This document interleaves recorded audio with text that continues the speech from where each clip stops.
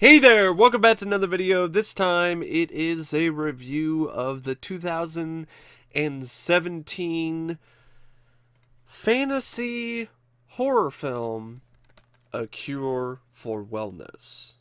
Now, this is a request from a subscriber named Winter Flowers. I hope I said the name of the channel correctly. If I didn't, forgive me. This is pretty ironic that I'm recording a review for A Cure for Wellness right now because I'm searching for one. I'm currently searching for a cure for wellness. I hope I found it. And what I mean by that is just recently, this one of my another big toe of mine. I had an entire toenail removed off my right toe, and it grew back, but it took a while. Uh, then on my left toenail, my left toe, it got infected recently. And then I thought I fixed it because I was able to use antibiotics. I was able to catch it in time and get that all cured up and healed and all the infectious gunk out of there. And then there was some complications that happened in the past 3 days or so. Because the nail was actually growing fine, was growing out fine for about 6 months, but then it started getting grown, and it's been bothering me for the past 3 days. So today I went to the podiatrist, and they did surgery. So yeah, I got so that was fun. So I'm pretty much counting down the time to when the pain is gonna hit me. I took some painkillers before, and I'm on painkillers right now while I'm recording this. But I don't know. I'm maybe it won't be as bad as I think, but I don't know, man. They did some pretty invasive shit. Um, so yeah, so I'm like, yeah, you know what? I could use a cure. I could use a cure for wellness for sure. Um, Not the cure that's in this though. I mean, I don't want to get eels stuffed down my throat. No, thank you.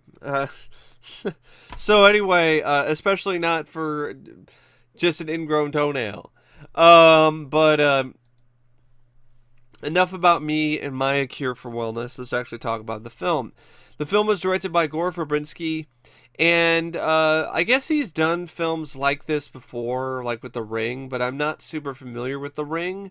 So when I saw this, I'm like, wow, a horror film from Gore Verbinski, which I'm honestly more familiar with him for his Pirates of the Caribbean movies and that kind of stuff, or Mouse Hunt. I didn't know he directed The Ring. But this is still a different film than The Ring. Like, this is a different type of horror film. Um, this is more close to Pan's Labyrinth or a Del Toro film. Like, there's definitely a Del Toro vibe in this film, A Cure for Wellness. So that's a good thing, because when you get a Del Toro vibe, that's pretty good, especially if it's good Del Toro. If it's mediocre or bad Del Toro, it's not, but this is not one of those instances. This is a Pan's Labyrinth, Devil's Backbone sort of vibe. And this was definitely a film that Gore Verbinski was really passionate about making because he helped write the story along with Justin Haith, who ended up writing the script for it. So it's based on a story treatment by Justin Haith and Gore Verbinski, and he also was one of the producers for the film. And it definitely does show on camera. You can always tell when a director just isn't passionate, like they're just doing the film for a paycheck. This is not one of those instances. Gore Verbinski, his love for filmmaking, especially his love for this story, definitely does show on screen. The script by Justin Haith, for the most part, I think it's pretty solid. I would say the last half kind of gets a little bit iffy, but overall, I think it did a good job building the characters and building the world and building intrigue and creating this mysterious foreboding atmosphere and mood throughout the entire story. You're wondering what's going to happen next. You're wondering what's going on. So I feel it did a very superb job in that regard. The only issues, like I said, I think it kind of unravels a little bit at the end. And also, I would say the script takes a bit too long to catch up to the goings on. And what I mean by that is, as a viewer, you catch up to things before the film does. So it's trying to review all these different things and this to help solve the mystery, and you're figuring it out before the lead does, and that's always disappointing, at least for me personally. But it's not like that throughout the whole film, so that's why the script isn't bad, or it isn't a total misfire or anything. It's just one of those things where there are things that could have been improved upon. It stars Dane DeHaan as Lockhart, Jason Isaacs as Dr. Heinrich, Mia Goth as Hannah von Reichmerle, Harry Groener as Ronald Pembroke, Celia Imrie as Victoria Watkins, Adrian Schiller as a deputy director, and a bunch of other actors and actresses who are actually, I believe they are Swiss, because the film takes place in the Swiss Alps. It takes place in, it was actually shot in Germany. So I don't think they're Swiss. I think they're German. So a lot of these actors are German. So that's actually a pretty inspired casting choice. Instead of casting other people to try to play Germans, they actually cast Germans to play Germans, or Swedes to play Swedes. Now, when it comes to the cast, Dane DeHaan, at first I was iffy on him because his character is very unlikable at the start. He's kind of an ass. Well, he's not kind of an ass. He really is an asshole. He's the type of guy who just is work, work, work. He's a workaholic. But as the film goes by, I started to warm up to him, especially his unwavering confidence and his unwavering belief in himself, and also the fact that he just doesn't take any shit from people. I thought that was pretty. That was a character trait that I thought was pretty desirable. Now, the whole thing with his unwavering ability to believe in himself, or his no-quit mentality, he does eventually kind of crack a little bit near the end, but he snaps out of it. So, that's definitely very admirable quality, and in the end, he learns a lot of lessons about his own life throughout the whole terrifying ordeal. Jason Isaacs, I thought, was perfectly cast as the villain. I'm honestly, whenever I see him now, I'm going to be thinking of his performance in this film as Dr. Heinrich. And Mia Goth, I thought she was pretty excellent as well. I thought she did a fine job playing this character that is fairly unique in a lot of different ways. It's a girl whose growth was purposely stunted, so she did a good job, not necessarily recapturing, but capturing that type of performance. And the rest of the actresses and actresses did fine too. Harry Groener as Roland Pembroke, and Celia Imrie as Victoria Watkins. For the most part, though, it's Dane DeHaan, Jason Isaacs, and Mia Goth's film. The other actors and actresses do solid, if not spectacular jobs, but they are more supporting roles than main roles. The film features an absolutely stellar and outstanding score by Benjamin Wallfisch. I love this score. It not only added a lot of mood and atmosphere to the film, and not only enhanced so many different aspects of it, but it's just a very memorable, well-made score. It reminded me a lot of an old school score that you don't hear a lot of nowadays in cinema. Its notes at times reminded me of the score from Pan's Labyrinth. And other times it reminded me of Jerry Goldsmith, and that's a great thing, because anytime you remind me of Jerry Goldsmith, you're doing a good job. Like that's a score that's doing above and beyond what a score is supposed to do. It also features some gorgeous cinematography by Bojan Bazeli, and Bojan and Gore really worked absolutely wonderfully together, because it was like two peas in a pod. They really did combine forces brilliantly. This is a film that has some absolutely jaw-dropping visuals at times. The setting is used to its fullest and is shot in the most breathtaking way possible. There are other shots, like there's on the inside of this water tank with all these different eels inside, and that was really well done too. This is a film that there's very minimal CGI. A lot of it's done with sets and real life settings and props and everything, and I really appreciate that, especially now in today's day and age, when a lot of films are just chock full of CGI. You know, they don't shoot it at a real castle. They don't go and shoot in Germany. They do it behind a green screen. They make the German landscape or the Swiss landscape in a computer. And there were some elements like that in this film, but for the most part, it was done practically and it was real. And that's one of the main things that really stood out to me, other than the batshit craziness of the plot, which, going back to the script, I thought they did a really good job throwing out all these crazy gonzo moments inside the screenplay and doing it in a way that makes the film feel like, or look like, a throwback film. Like, at first when I saw this trailer, I was like, is this going to be a throwback movie? Is this taking place in the 30s or something? But actually it doesn't. It's just like this whole sanitarium is lost in time. It's like it was frozen in place, and that adds for a very eerie feel and atmosphere.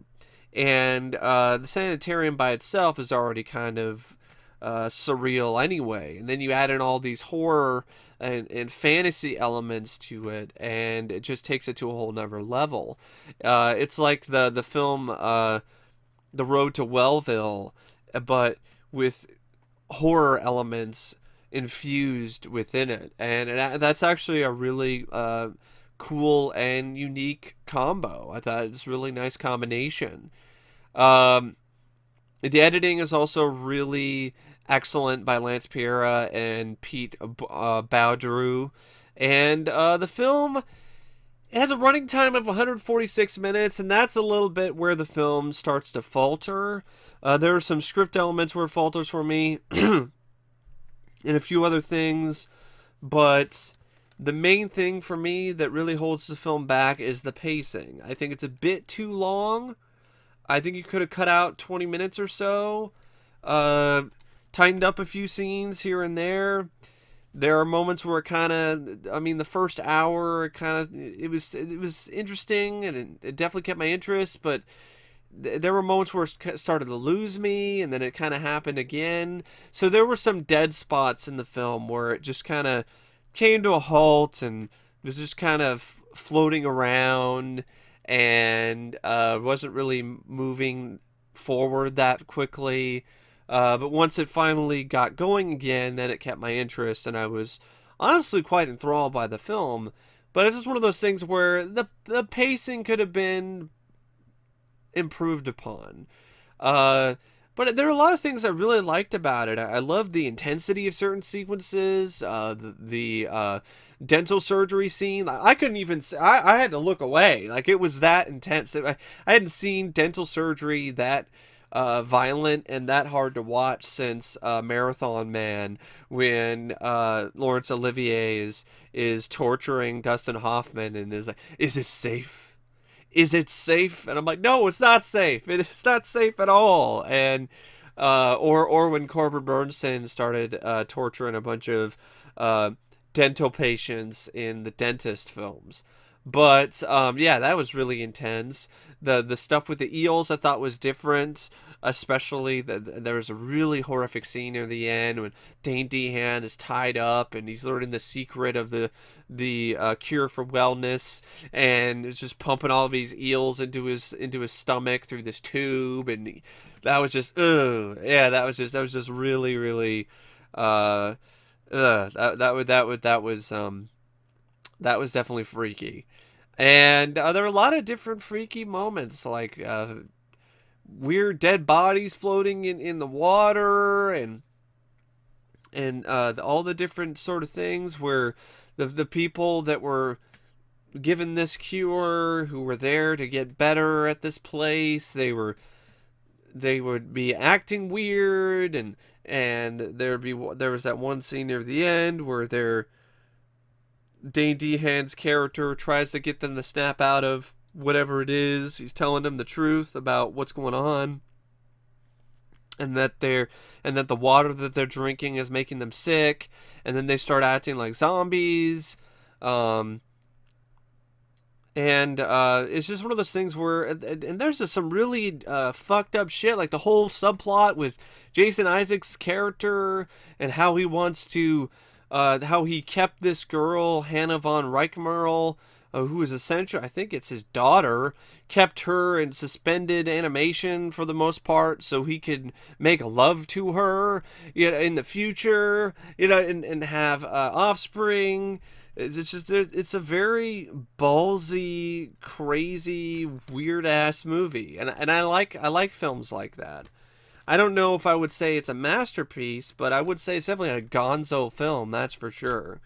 Um, and I definitely wouldn't give it 5 out of 5 stars like Mike Ray's Cinema Blend did, but I still really enjoyed the film. It surprised me a lot. I was not expecting that much from it. I wasn't really that into it. Like, the trailers didn't do that much for me. The running time was a huge turnoff for me. It's like 146 minutes. I'm like, no, thank you. But